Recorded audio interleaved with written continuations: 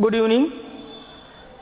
आप सभी लोगों का फ्यूचर कोचिंग क्लासेज पर पुनः स्वागत है। और इस बार जो सुदर्शन चक्र सीरीज है, इस सुदर्शन चक्र सीरीज का आपका दूसरा सीरीज जो है आज से प्रारंभ है। और इस सुदर्शन चक्र सीरीज में आप देखेंगे सबसे महत्वपूर्ण प्रश्न को रखा गया है जो आपकी परीक्षा की दृष्टि से बहुत महत्वपूर्ण है। तो इसी के साथ हमारा जो सुदर्शन चक्र सीरीज है, इस सीरीज का जो पहला क्वेश्चन है इसके विषय में हम देखेंगे। क्वेश्चन में देखेंगे जो पहला क्वेश्चन है, पहला क्वेश्चन क्या कह रहा है? कंपनी शैली का वह प्रसिद्ध चित्रकार जो भित्ति चित्रण के लिए प्रसिद्ध था, यानी भित्ति चित्रण के लिए कौन सा चित्रकार प्रसिद्ध था? सेवकराम, हुलासलाल, शिवलाल, डालूलाल। कौन सा चित्रकार ऐसा था जो कंपनी शैली में भित्ति चित्रण के लिए सबसे अधिक प्रसिद्ध था? तो आप देखेंगे कंपनी शैली के लिए या कंपनी शैली में भित्ति चित्रण के लिए जो सबसे प्रसिद्ध चित्रकार था वह कौन सा चित्रकार था? डालूराम। डालूराम के द्वारा कंपनी शैली में भित्ति चित्रों का निर्माण किया गया है। लेकिन आप देखेंगे जो सेवकराम है, सेवकराम कंपनी शैली का सर्वश्रेष्ठ चित्रकारों में माना जाता था। वहीं हुलासलाल भी कंपनी शैली का ही चित्रकार है, लेकिन हुलासलाल आप देखेंगे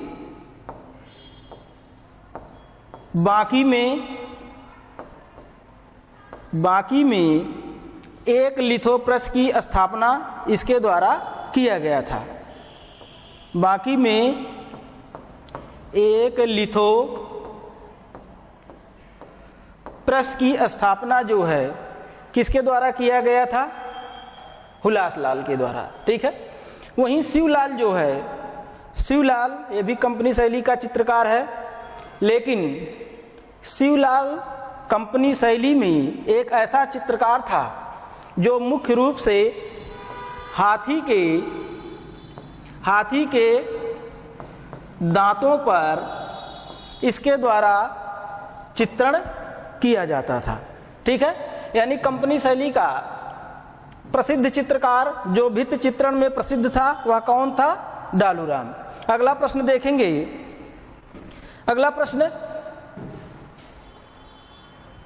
नंबर 2, कंपनी शैली की प्रसिद्ध महिला चित्रकार है। यानी कंपनी शैली में कौन सी महिला चित्रकार है जिसके द्वारा कंपनी शैली में कार्य किया गया था? तो इसमें आप देखेंगे ऑप्शन जो दिया गया है, नादिरा बानो, कमला, सुनैना देवी। इसमें से कौन सा चित्रकार था? हाँ, ऑप्शन आप देखेंगे इनमें से कोई चित्रकार नहीं है जिसके द्वारा कंपनी शैली में कार्य किया गया हो। लेकिन फिर भी थोड़ा सा हम ध्यान देंगे, जो भारत में प्रमुख शैलियां हैं, उन प्रमुख शैलियों में जो महिला चित्रकार के रूप में प्रसिद्ध है उसके विषय में हम देखेंगे। आप देखेंगे जो मुगल शैली है, यानी खासकर जहांगीर के समय में महिला चित्रकारों में नादिरा बानो, साइफा बानो, रुकैया बानो, ये 3 महिला चित्रकार हैं जो मुगल शैली में चित्रण का कार्य किए हैं। ठीक है। अगला देखिए अजमेर शैली यह मुख्य रूप से राजस्थानी शैली के अंतर्गत आती है। ठीक है। और इसमें आप देखेंगे अजमेर शैली में जो महिला चित्रकार थी उसका नाम था उसना और साहिबा। उसना और साहिबा जो है अजमेर शैली की महिला चित्रकारों में जानी जाती हैं। ठीक है, वहीं आप देखेंगे नाथद्वारा शैली जो है, इस नाथद्वारा शैली का भी संबंध आप देखेंगे राजस्थानी शैली से है। और नाथद्वारा शैली में जो महिला चित्रकार थी उसका नाम क्या था? कमला और इलायची। कमला और इलायची नाथद्वारा शैली की महिला चित्रकारों में जानी जाती हैं। वहीं आप देखेंगे जो पहाड़ी शैली है, पहाड़ी शैली में खासकर बसोहली शैली है। इस बसोहली शैली में एक मानकू नाम से एक महिला चित्रकार थी जिसके द्वारा जो है चित्रण कार्य किया गया है। ठीक है, अगला आप देखेंगे जो कंपनी शैली है, इस कंपनी शैली में आप देखेंगे जो महिला चित्रकारों में है उनका नाम क्या था? सोना और दच्छो बीवी। यानी सोना और दच्छो बीवी जो है कंपनी शैली की महिला चित्रकारों में जानी जाती हैं। ठीक है, वहीं आप देखेंगे जो बंगाल शैली है, इस बंगाल शैली की पहली महिला कलाकार कौन थी? सुनैना देवी। ठीक है, सुनैना देवी जो है कंपनी शैली की महिला चित्रकारों में जानी जाती है। ठीक है, अगर आपको स्क्रीनशॉट लेना है तो स्क्रीनशॉट ले सकते हैं।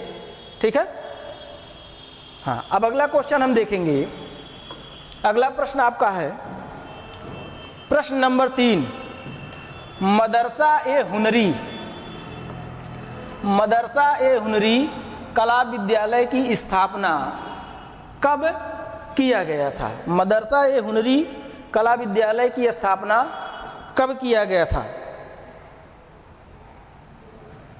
1850 कि 1854, 1857 या 1875? मदरसा ए हुनरी कला विद्यालय की स्थापना कब किया गया था?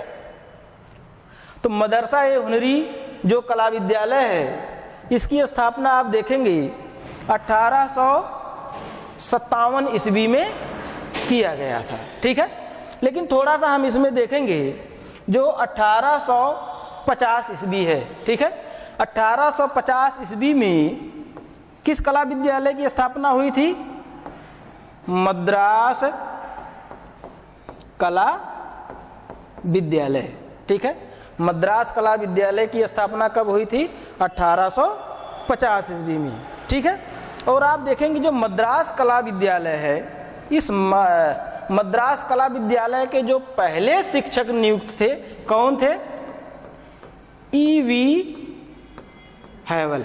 ठीक है, E.V. हैवल जो है मद्रास कला विद्यालय के पहले शिक्षक के रूप में इन्हें नियुक्त किया गया था। ठीक है, लेकिन वहीं देखेंगे जो मद्रास कला विद्यालय है, इस मद्रास कला विद्यालय के पहले भारतीय प्राचार्य किसे बनाया गया था? D.P.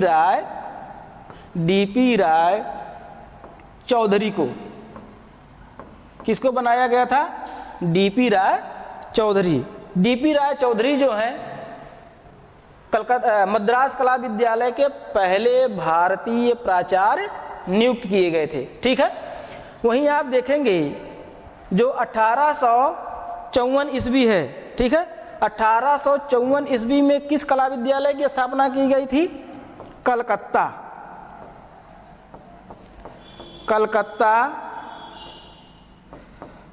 कला विद्यालय। ठीक है, कलकत्ता कला विद्यालय की स्थापना कब की गई थी? 1854 ईस्वी में। ठीक है, लेकिन कलकत्ता कला विद्यालय के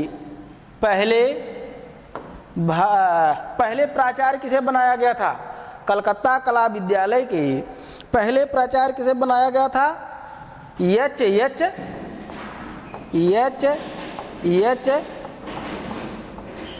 लॉक को। ठीक है, कलकत्ता कला विद्यालय के पहले प्राचार्य कौन थे? H lock. लेकिन कलकत्ता कला विद्यालय के पहले भारतीय प्राचार्य कौन हुए? पहले भारतीय प्राचार्य कौन हुए? अवनींद्र नाथ टैगोर। ठीक है, अवनींद्रनाथ टैगोर जो हैं ये पहले कलकत्ता कला विद्यालय के भारतीय प्राचार्य के रूप में इन्हें नियुक्त किया गया था। ठीक है, लेकिन आप देखेंगे जो 1875 ईस्वी है, इस 1875 ईस्वी में किस कला विद्यालय की स्थापना की गई थी? लाहौर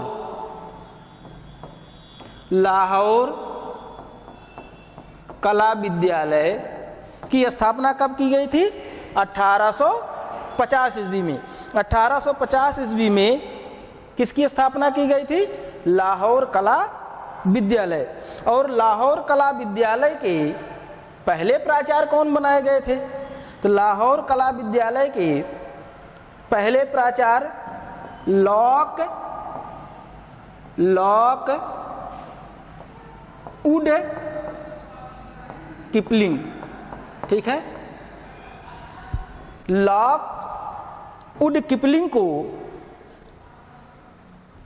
लाहौर कला विद्यालय के पहले प्राचार्य बनाया गया था। ठीक है, लेकिन वहीं देखेंगे जो लाहौर कला विद्यालय है, इस लाहौर कला विद्यालय के पहले भारतीय प्राचार्य किसे बनाया गया था?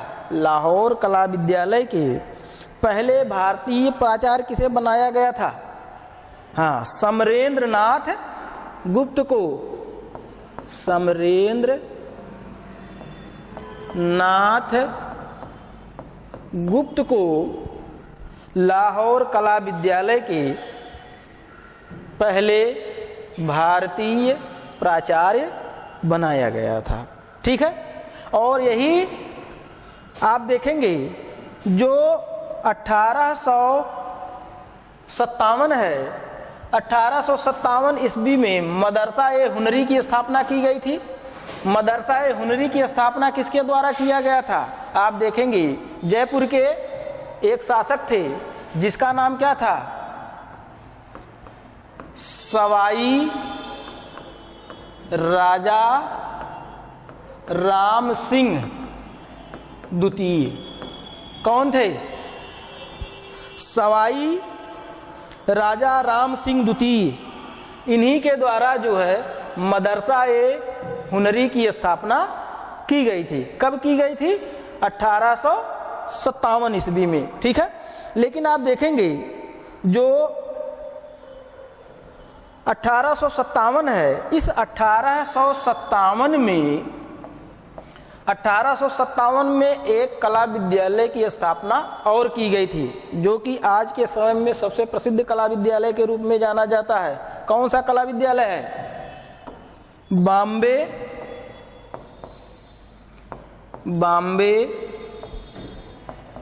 कला विद्यालय।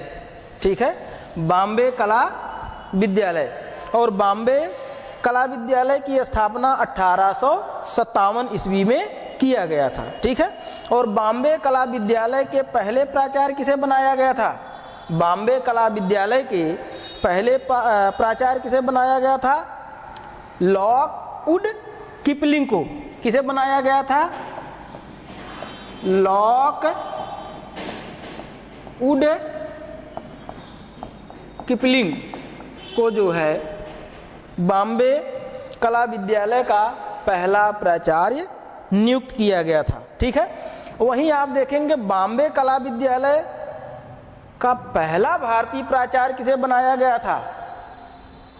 बॉम्बे कला विद्यालय का पहला भारतीय प्राचार्य किसे बनाया गया था? वासुदेव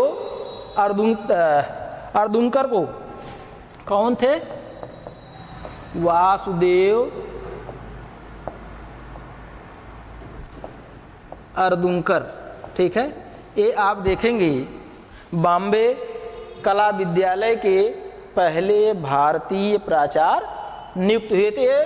आपका सबसे महत्वपूर्ण क्वेश्चन है जिसमें सभी कला विद्यालय जो महत्वपूर्ण कला विद्यालय थे उस समय के, और उसके साथ साथ इस कला विद्यालय में कौन से पहले प्राचार्य नियुक्त हुए और कौन से पहले भारतीय प्राचार्य नियुक्त हुए थे, जिसके संरक्षण में यह कला विद्यालय अपने चरमोत्कर्ष पर पहुंचा था। ठीक है, अगला क्वेश्चन आप देखेंगे, क्वेश्चन नंबर 4, कलकत्ता कला विद्यालय के पहले प्राचार्य किसे बनाया गया था?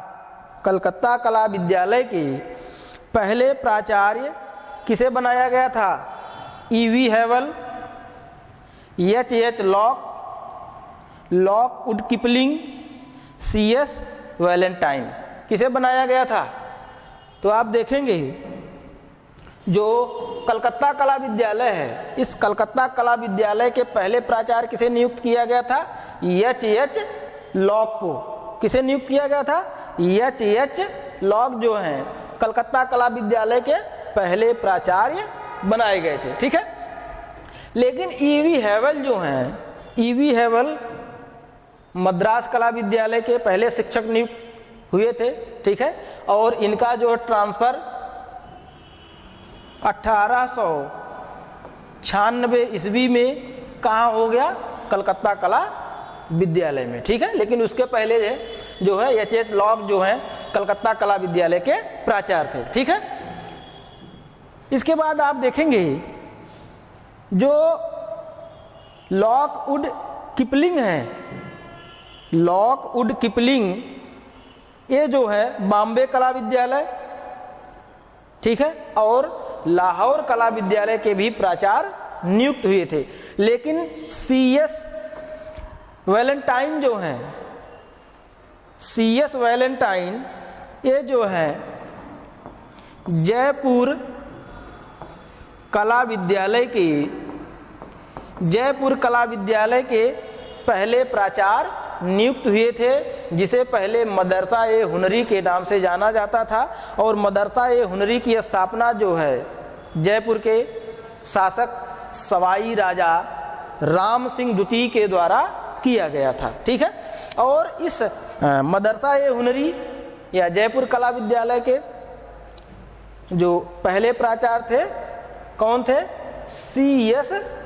वैलेंटाइन। ठीक है, अगला क्वेश्चन देखते हैं। 5वां क्वेश्चन क्या कह रहा है? लाहौर कला विद्यालय के पहले भारतीय प्राचार्य किसे बनाया गया था? लाहौर कला विद्यालय के पहले भारतीय प्राचार्य किसे बनाया गया था?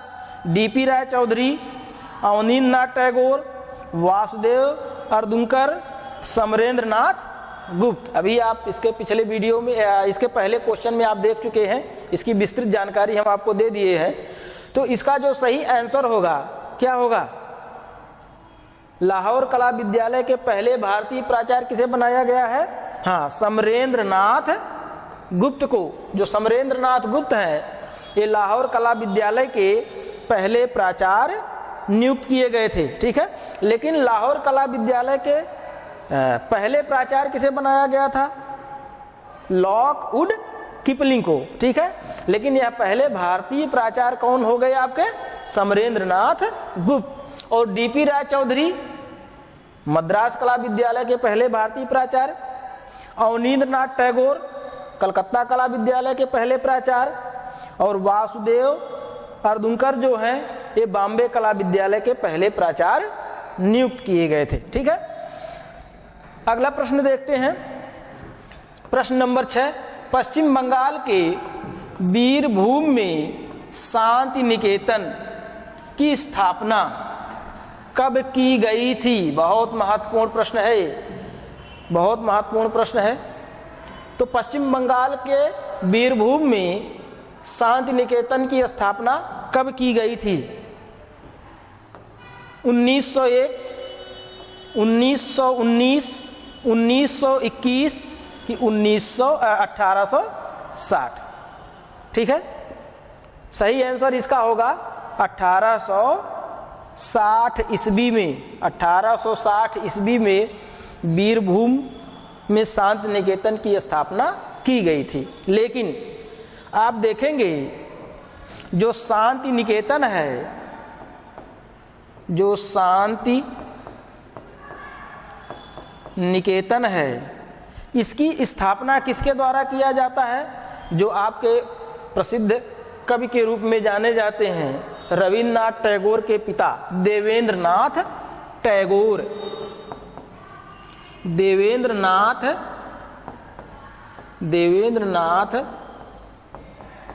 टैगोर के द्वारा देवेंद्रनाथ टैगोर के द्वारा शांति निकेतन की स्थापना की गई थी। लेकिन कहाँ की गई थी? बीरभूम में। ठीक है। लेकिन यह जो शांति निकेतन की स्थापना देवेंद्रनाथ टैगोर के द्वारा बीरभूम में की गई थी, ठीक है, यह एक निकेतन था, यानी एक आवास था। ठीक है, आवास के रूप में इसकी स्थापना की गई थी 1860 ईस्वी में। ठीक है। लेकिन इस आवास पर रविन्द्रनाथ टैगोर के द्वारा 1901 ईस्वी में एक शिक्षण संस्थान की स्थापना की जाती है। ठीक है, एक शिक्षण संस्थान, यानी इसका नाम क्या हो गया अब? शांति निकेतन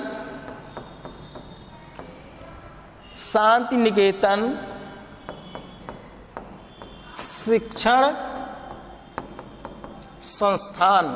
ठीक है, जो रविन्द्रनाथ टैगोर हैं, किसके द्वारा किया गया?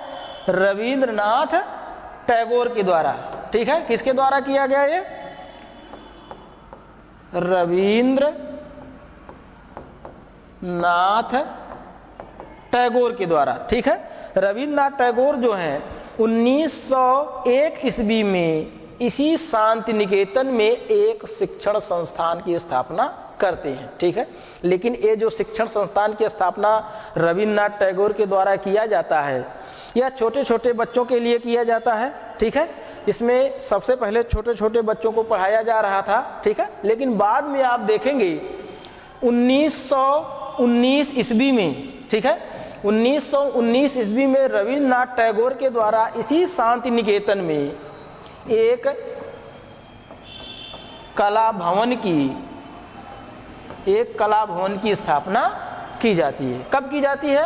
1919 ईस्वी में। ठीक है, और अब यहाँ पर आप देखेंगे किसी एक कलाकार के द्वारा या किसी एक कला शिक्षक के द्वारा जो है अब बच्चों को जो है कला की शिक्षा दी जानी प्रारंभ हुई। ठीक है, लेकिन इस कला भवन के पहले अध्यक्ष, ठीक है, के रूप में किसे नियुक्त किया जाता है?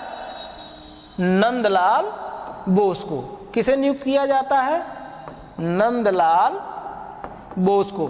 ठीक है, 1919 ईस्वी में कला भवन के पहले अध्यक्ष के रूप में कौन नियुक्त होते हैं? नंदलाल बोस। ठीक है, इसके बाद आप देखेंगे 1921 ईस्वी में, ठीक है, 1921 ईस्वी में यही जो शांति निकेतन था, जो शिक्षण संस्थान के रूप में प्रसिद्ध था, ठीक है, इसको बदलकर विश्व भारती विश्वविद्यालय के रूप में स्थापित कर दिया गया। ठीक है, क्या कर दिया गया? विश्व भारतीय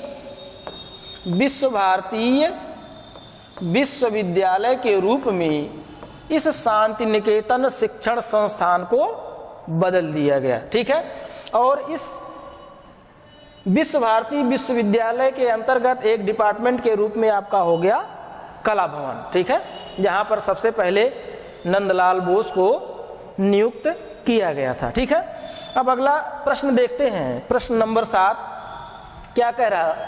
W.G. आर्चर के द्वारा लिखी गई पुस्तक निम्न में से है। ठीक है, W.G. आर्चर के द्वारा लिखी गई पुस्तक निम्न में से है। ठीक है, पहली पुस्तक जो दी गई है दी पहाड़ी मिनिएचर पेंटिंग, क्या नाम दिया गया है? दी पहाड़ी मिनिएचर पेंटिंग। ठीक, दूसरा ऑप्शन जो दिया गया है बसोली पेंटिंग, तीसरा ऑप्शन जो दिया गया है कांगड़ा वैली पेंटिंग, और चौथा जो ऑप्शन दिया गया क्या है? Himalayan art. ठीक है, तो W.G. आर्चर के द्वारा लिखी गई निम्न में से कौन सी पुस्तक है? ठीक है, तो आप देखेंगे ये जो चारों पुस्तक दी गई है, ठीक है, जो चारों पुस्तक दी गई है, इन चारों पुस्तकों में WG आर्चर के द्वारा एक भी पुस्तक नहीं लिखी गई है। ठीक है, तो आप देखेंगे एक यहाँ हम नया ऑप्शन जोड़ दे रहे हैं, ऑप्शन नंबर 5। इसमें आप देखेंगे कांगड़ा पेंटिंग, कांगड़ा पेंटिंग। ठीक है, और यही जो है, जो कांगड़ा पेंटिंग है, यही जो है WG आर्चर के द्वारा लिखी गई पुस्तक है। ठीक है, WG आर्चर द्वारा जो है कांगड़ा पेंटिंग नामक पुस्तक लिखी गई है। ठीक है, लेकिन वहीं आप देखेंगे जो दी पहाड़ी मिनिएचर पेंटिंग है, इसके लेखक कौन है? दी पहाड़ी मिनिएचर पेंटिंग के लेखक कार्ल खंडाले वाला।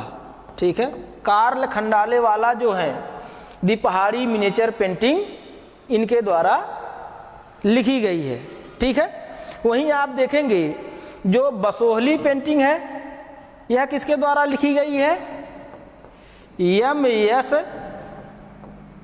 रंधावा। किसके द्वारा लिखी गई है? M.S. रंधावा के द्वारा बसोहली पेंटिंग नामक पुस्तक लिखी गई है। ठीक, वहीं आप देखेंगे जो कांगड़ा वैली पेंटिंग है, यह किसके द्वारा लिखी गई है? कांगड़ा वैली पेंटिंग किसके द्वारा लिखी गई है? यह भी पुस्तक आप देखेंगे M.S.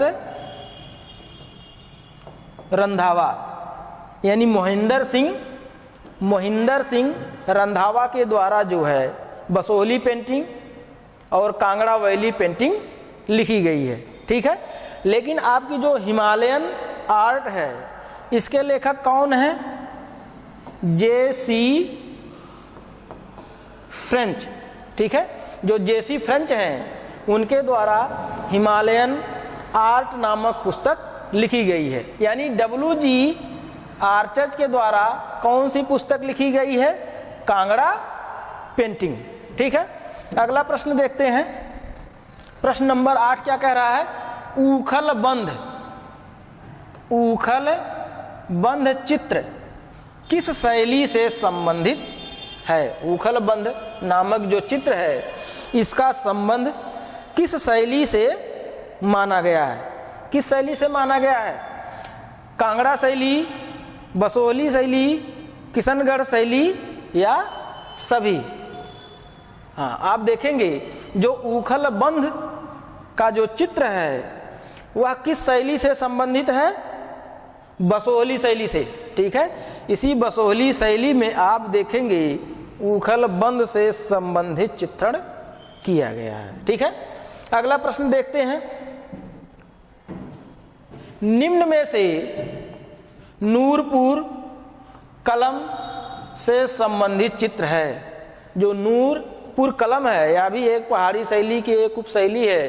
इस नूरपुर कलम में कौन सा चित्र बनाया गया था? कौन सा चित्र बनाया गया था? जो पहला ऑप्शन दिया गया है वैष्णव मत का भंडार, दूसरा ऑप्शन जो दिया गया है सिकंदर महान का व्यक्ति चित्र, तीसरा ऑप्शन जो दिया गया है शिव तांडव, और चौथा जो चित्र दिया गया है आंख मिचौली।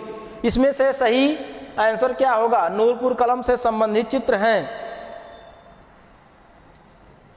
वैष्णव मत का भंडार। जो वैष्णव मत का भंडार है, यह चित्र जो है नूरपुर कलम से संबंधित है, यानी नूरपुर कलम में इसका चित्र बनाया गया था। ठीक है, वहीं आप देखेंगे जो सिकंदर महान का चित्र बनाया गया है, सिकंदर महान का व्यक्ति चित्र कांगड़ा शैली में बनाया गया है। किस शैली में बनाया गया है?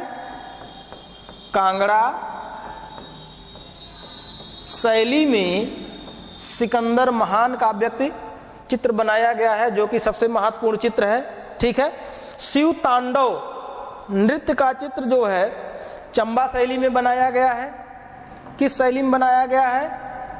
चंबा शैली में बनाया गया है। ठीक है, वहीं आप देखेंगे आंख मिचौली, या आंख मिचौनी का चित्र जो है किस शैली में बनाया गया है?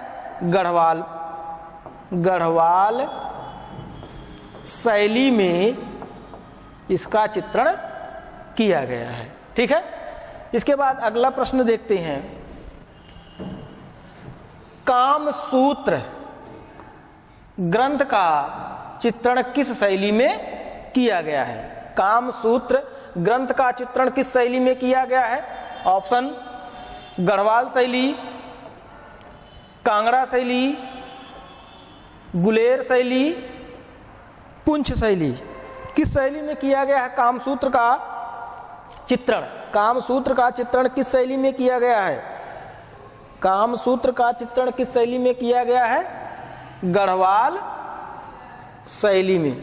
जो गढ़वाल शैली है, इस गढ़वाल शैली का आप देखेंगे जो चित्रित ग्रंथ मुख्य रूप से है कामसूत्र। और गढ़वाल शैली का सबसे प्रसिद्ध चित्रकार कौन था?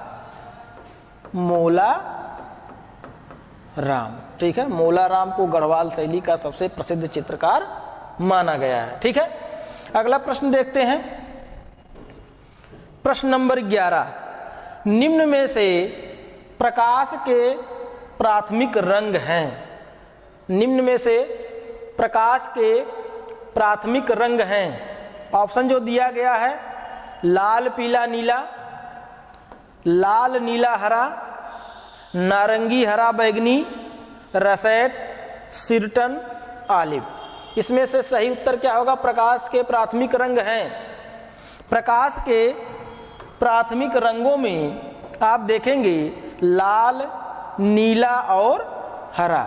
लाल, नीला और हरा, यही उसका सही उत्तर है। लाल, नीला और हरा जो है प्रकाश का प्राथमिक रंग माना गया है। ठीक है, लेकिन आप देखेंगे पदार्थ का जो प्राथमिक रंग है, किसका? पदार्थ का जो प्राथमिक रंग है क्या है? लाल पीला नीला। कौन सा है? लाल पीला नीला।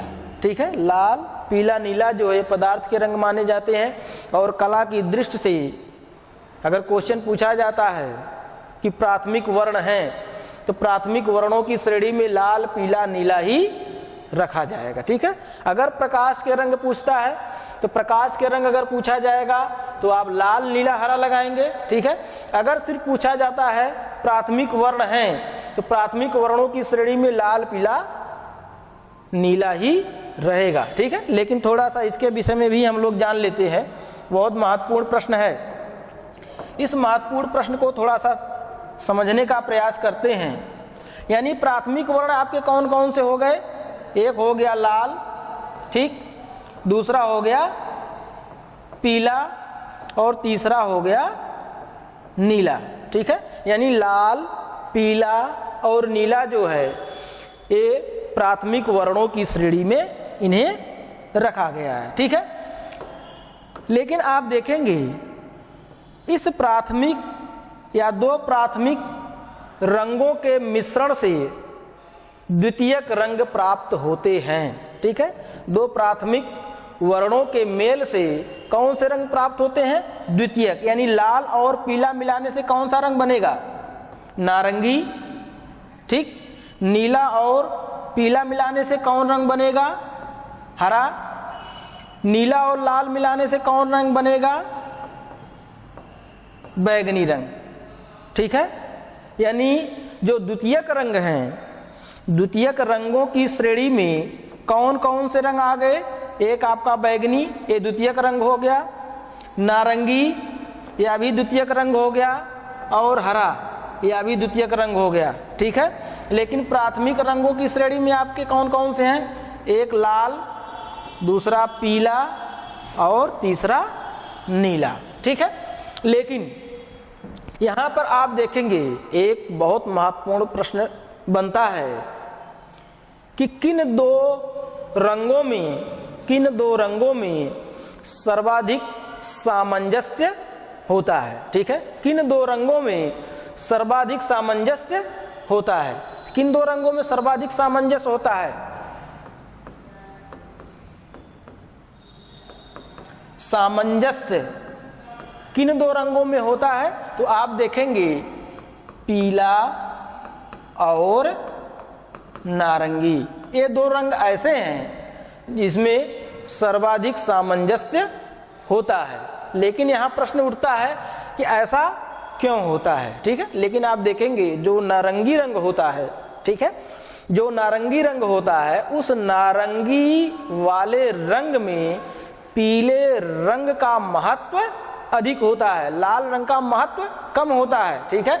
यानी नारंगी में पीला रंग ज्यादा पाया जाता है, ठीक है, और पीला रंग पीला होता है, इसलिए पीला और पीला यानी दोनों में सामंजस्य अधिक हो जाएगा, ठीक है।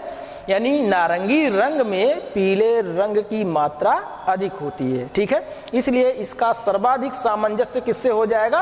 पीले रंग से, ठीक है। तो सामंजस्य पूर्ण रंग जो कौन कौन से हो गए आपके?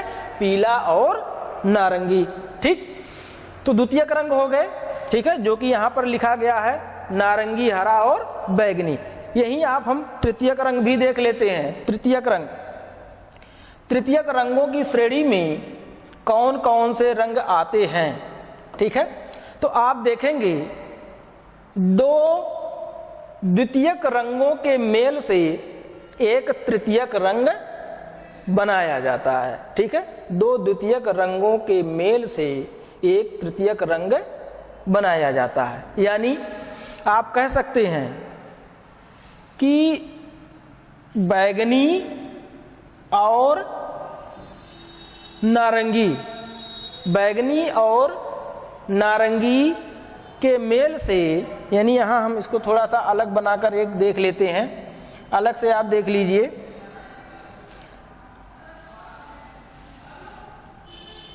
अलग से थोड़ा सा इसको हम समझने का प्रयास करते हैं, सेम वैसे ही जैसे बनाया गया है। ये आपका हो गया नारंगी, ये हो गया आपका बैगनी, ठीक, और ये हो गया आपका हरा, ठीक है। बैगनी, नारंगी और हरा जो है यह मुख्य रूप से द्वितीयक रंग है, ठीक है। तो दो द्वितीयक रंगों के मेल से एक तृतीयक रंग बनाया जाता है। यानी बैगनी और नारंगी के मिलाने से आपका क्या बनेगा? रसैट। क्या बनेगा? रसैट, ठीक। और नारंगी और हरा, नारंगी और हरा को मिलाने से क्या बनेगा? सिरटन। क्या बनेगा? सिरटन, ठीक है। और बैगनी और हरा मिलाने से क्या बनेगा? आलिव। क्या बनेगा? आलिव, ठीक है। और ये जो हैं रसैट, रसैट, सिरटन, आलिव, ये जो है तृतीयक रंगों की श्रेणी में इन्हें रखा गया है। किस रंगों की श्रेणी में रखा गया है? तृतीयक रंगों की श्रेणी में। बैगनी द्वितीयक रंग, नारंगी द्वितीयक रंग और हरा द्वितीयक रंग है, ठीक है। बहुत महत्वपूर्ण प्रश्न है, एक ही प्रश्न में आपके सारे उत्तर यहाँ पर समाहित कर दिए गए हैं, ठीक है। अगला प्रश्न देखेंगे, प्रश्न number 12, king of the dark chamber. King of the dark chamber नामक म्यूरल किस शहर में बनाया गया है? King of the dark chamber नामक म्यूरल जो है किस शहर में बनाया गया है? लखनऊ, इलाहाबाद, जयपुर या दिल्ली? कहाँ पर बनाया गया है? लखनऊ में। King of the dark chamber नामक म्यूरल जो है कहाँ पर बनाया गया है? लखनऊ में। इसका सही उत्तर क्या हो गया? लखनऊ हो गया, ठीक है। इसके बाद आप देखेंगे कि जो king of the dark chamber है इसे क्या कहा जाता है? अंधेरे का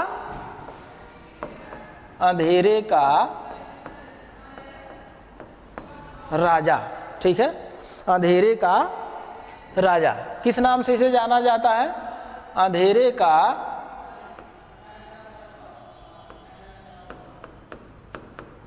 राजा। ठीक है, लेकिन यह जो म्यूरल बनाया गया है किसके द्वारा बनाया गया है? केजी सुब्रमण्यम के द्वारा लखनऊ के रविंद्रालय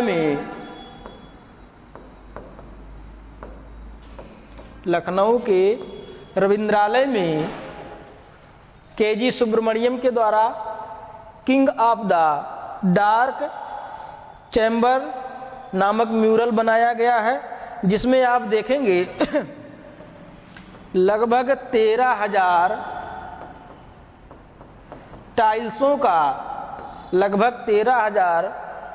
टाइल्सों का प्रयोग किया गया है, जो 18 गुणे 5 फीट के आकार में बनाया गया है। ठीक है, 18 गुणे 5 फीट के आकार में बनाया गया है, केजी सुब्रमण्यम के द्वारा बनाया गया है। कहाँ पर है? लखनऊ के रविंद्रालय में।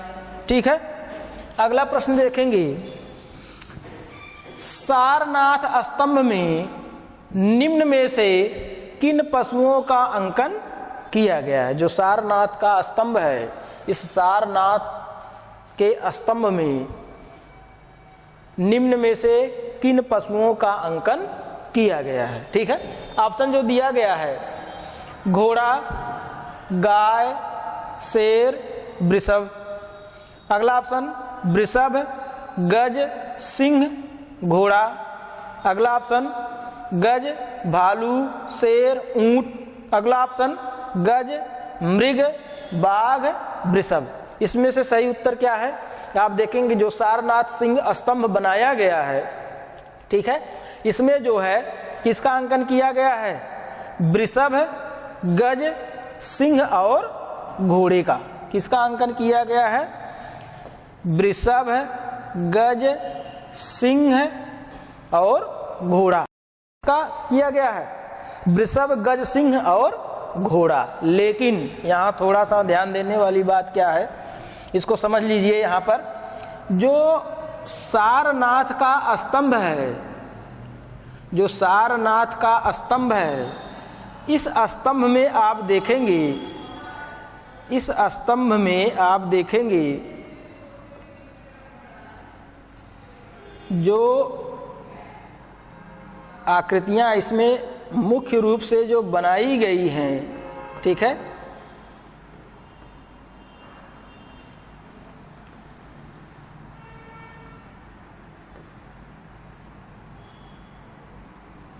इसमें आप देखेंगे जो सारनाथ सिंह स्तंभ है, ठीक है, इस सारनाथ सिंह के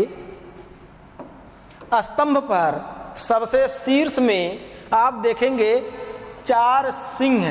कितने सिंह हैं? 4 सिंहों का अंकन किया गया, यानी 4 सिंह बनाए गए हैं, ठीक है। ये चारों सिंह आगे वाले पैर पर खड़े हैं और पीछे वाले पैर पर बैठे हैं। इनके बैठने की दशा कौन सी है? उकड़ू। उकड़ू की दशा में ये चारों सिंह बैठे हुए हैं, ठीक है, यानी आगे वाला पैर खड़ा किए हुए हैं और पीछे वाला जो पैर है उससे बैठे हुए, और 4 शेर चारों दिशाओं में बनाए गए हैं, ठीक है। लेकिन आप देखेंगे ये जो स्तंभ है, ये जो स्तंभ बनाया गया है, इस स्तंभ में जो सिंह की आकृति है, ठीक है, उसके नीचे उपकंठ में, यहाँ पर उपकंठ में आप देखेंगे एक चक्र बनाया गया है, ठीक है। क्या है? यहाँ पर चक्र है, ठीक। और इसी स्तंभ के शीर्ष स्तंभ यानी सिंह स्तंभ के ऊपर भी एक जो है चक्र बनाया गया था, जो वर्तमान समय में टूट चुका है, ठीक है।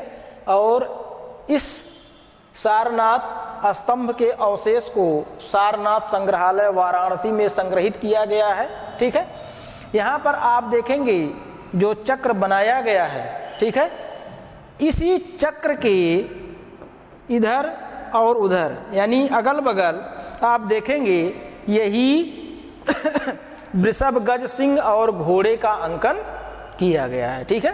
कहाँ पर किया गया? इसी उपकंठ में, ठीक है। लेकिन यहाँ पर एक चीज और ध्यान देने वाली बात है कि यहाँ पर जो चक्र बनाया गया है, ये वाला चक्र, ये वाला जो चक्र बनाया गया है, इसमें कुल जो है 24 तीलियां, कितनी तीलियां बनाई गई हैं? 24 तीलियां बनाई गई हैं, ठीक। और जो ऊपर वाला चक्र बनाया गया था जो वर्तमान समय में टूट चुका है, इसमें कुल कितनी तीलियां थी?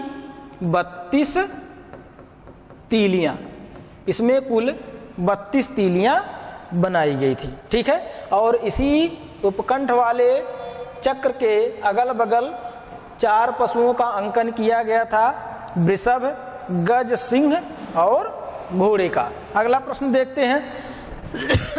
बहुत महत्वपूर्ण प्रश्न है ये, आपके टीजीटी 2021 में ये प्रश्न पूछा गया था। अवधेश मिश्र के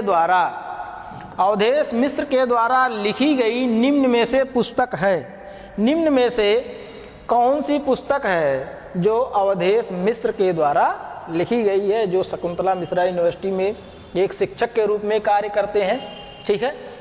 ऑप्शन जो दिया गया है, कला विमर्श, समकालीन भारतीय चित्रकला, हुसैन के बहाने। अगला ऑप्शन दिया गया मार्ग। अगला ऑप्शन जो दिया गया है, भारतीय कला के हस्ताक्षर, यानी अवधेश मिश्र के द्वारा कौन सी पुस्तक लिखी गई है। अवधेश मिश्र के द्वारा आप देखेंगे जो कला विमर्श है, कौन सी पुस्तक? कला विमर्श। कला विमर्श पुस्तक जो है अवधेश मिश्र के द्वारा लिखी गई है, ठीक है। लेकिन वहीं आप देखेंगे जो समकालीन भारतीय चित्रकला, हुसैन के बहाने जो पुस्तक है, यह किसके द्वारा लिखी गई है? अशोक भौमिक के द्वारा। किसके द्वारा लिखी गई है? अशोक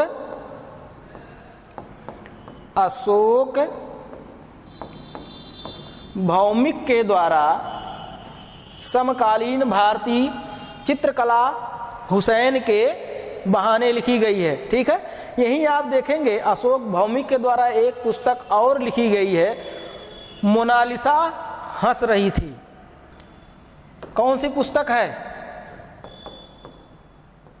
मोनालिसा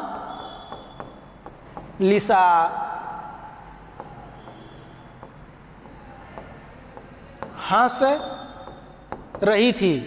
यह भी पुस्तक किसके द्वारा लिखा गया है?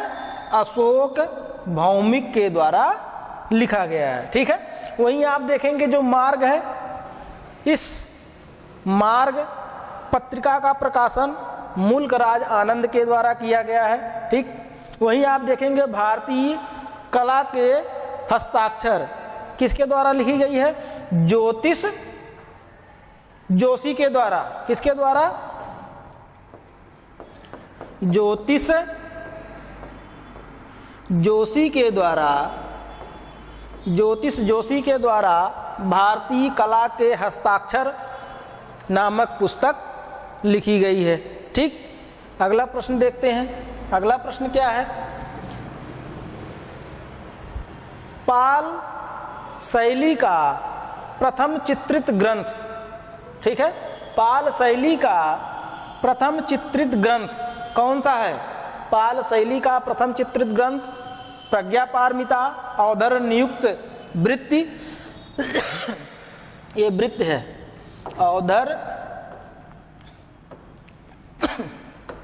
अवधर नियुक्त वृत्ति किसके द्वारा लिखी गई है?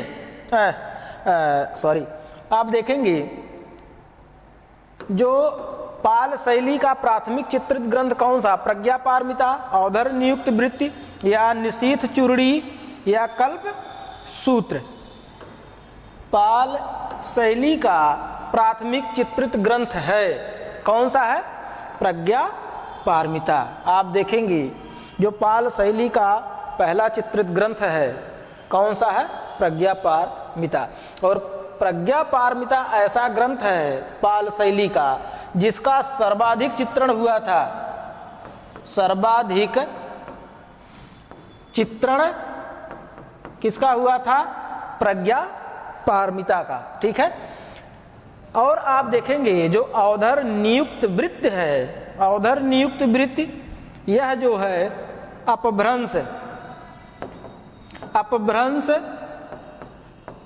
शैली का पहला चित्रित ग्रंथ अवधर नियुक्त वृत्त को माना जाता है। ठीक है। और निशीथ चूर्णी यह भी जो है अपभ्रंश शैली का ग्रंथ है। लेकिन अगर ऑप्शन में अवधर नियुक्त वृत्त नहीं है तो आपका जो सही होगा निशीथ चूर्णी। ठीक है।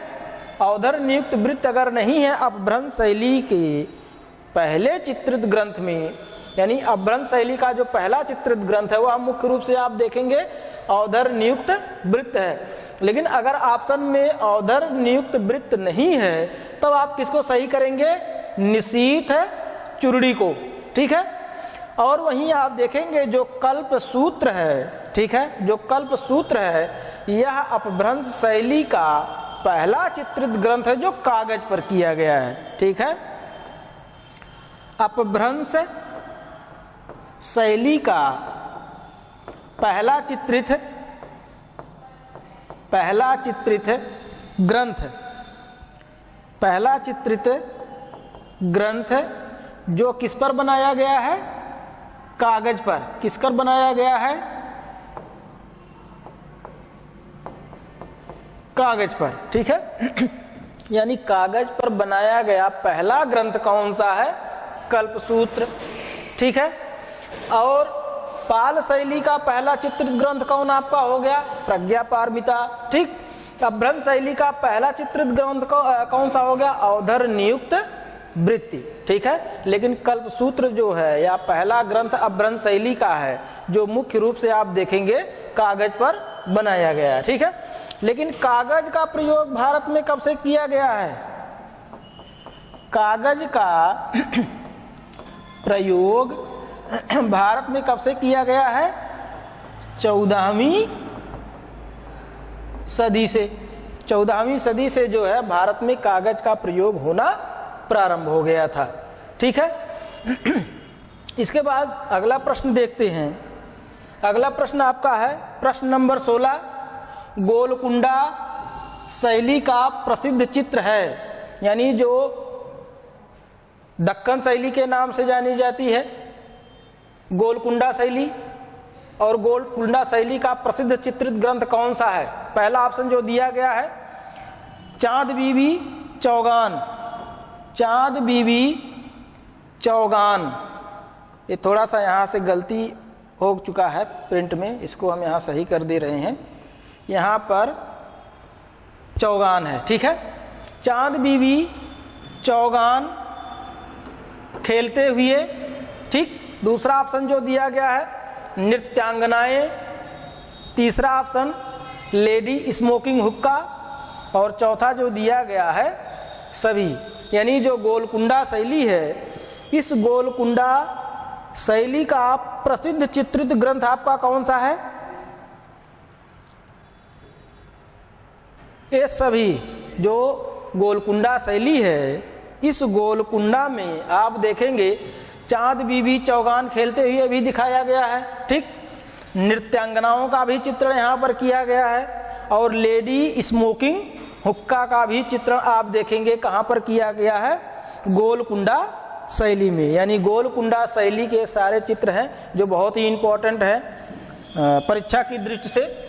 आप थोड़ा सा यहाँ हम देख लेंगे चांद बीबी प्लेइंग पोलो।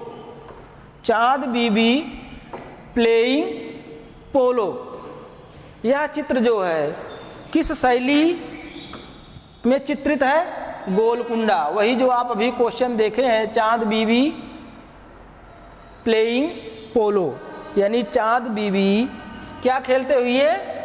चौगान खेलते हुए। ठीक है। और यहीं पर आप देखेंगे चौगान खेलते हुए, चौगान खेलते हुए यह चित्र किस शैली में बनाया गया है? बीजापुर शैली में, लेकिन यह एक भित्ति चित्र के रूप में पाया गया है। ठीक है, अगला जो है चौगान प्लेयर, और चौगान प्लेयर जो है यह राजस्थानी शैली की एक शैली थी, जोधपुर शैली, और इसी जोधपुर शैली में जो है चौगान प्लेयर का चित्रण किया गया है। लेकिन इस जोधपुर शैली का वह चित्रकार था जो चौगान प्लेयर का चित्रण किया था। कौन चित्रकार था? दाना भाटी। ये जो दाना भाटी है, इसी दाना भाटी के द्वारा जोधपुर शैली में चौगान प्लेयर का चित्रण किया गया था। ठीक है, अगला प्रश्न हम देखते हैं। पंचाख्यान 17 नंबर का प्रश्न है, बहुत महत्वपूर्ण प्रश्न है। पंचाख्यान का चित्रण किस शैली में किया गया है? पंचाख्यान का चित्रण किस शैली में किया गया है? पहला ऑप्शन जो दिया गया किशनगढ़ शैली, दूसरा ऑप्शन मेवाड़ शैली, तीसरा बूंदी शैली और चौथा कोटा शैली। पंचाख्यान का चित्रण किस शैली में किया गया? बहुत ही महत्वपूर्ण प्रश्न है। आप देखेंगे जो पंचाख्यान का चित्रण किया गया है यह मुख्य रूप से किस शैली में किया गया है? मेवाड़ शैली में। या मेवाड़ शैली में इसका चित्रण किया गया है। लेकिन यहीं देखेंगे जो पंचाख्यान है इसको जो है पंचतंत्र के नाम से भी इसे जाना जाता है। ठीक है, पंचतंत्र का चित्रण मेवाड़ शैली में, या पंचतंत्र को ही पंचाख्यान कहा गया है, जो मेवाड़ शैली का एक चित्र है। इसके बाद देखेंगे कि आपका जो ये सीरीज था मात्र 17 क्वेश्चन का ही सीरीज था जो, तो आप देखेंगे यह जो 17 प्रश्नों की एक श्रृंखला थी वह समाप्त हो गई। ठीक है, जिसमें आप देखेंगे TGT, PGT, net, DSSB, KBS, NBS सभी के लिए एक महत्वपूर्ण सीरीज थी। और आप लोग फ्यूचर कोचिंग क्लासेज यूट्यूब पे जो चैनल है उसको सब्सक्राइब करें, लाइक करें और शेयर ज़रूर करें। ठीक है, और अगला जो सीरीज है यानी सुदर्शन चक्र सीरीज का जो तीसरी सीरीज है वो आपको जल्द प्रोवाइड की जाएगी। ठीक है, धन्यवाद।